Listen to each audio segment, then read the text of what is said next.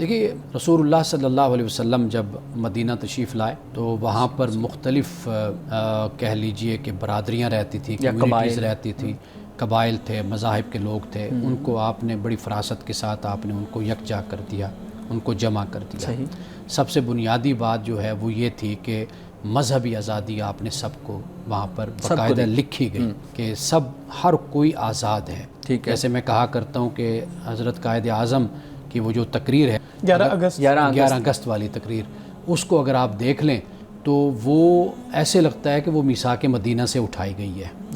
as it is ہو بہو اس کی جو شکیں ہیں کہ جس میں وہ قائد اعظم یہ کہتے ہیں کہ بھائی جو ہندو ہے تو وہ اپنا مندر جائے گا، مسلمان مسجد میں جائے گا، اور اس طرح کر کے یہی شک ہمیں یہی بات رسول اللہ صلی اللہ علیہ وسلم نے جو میثاق مدینہ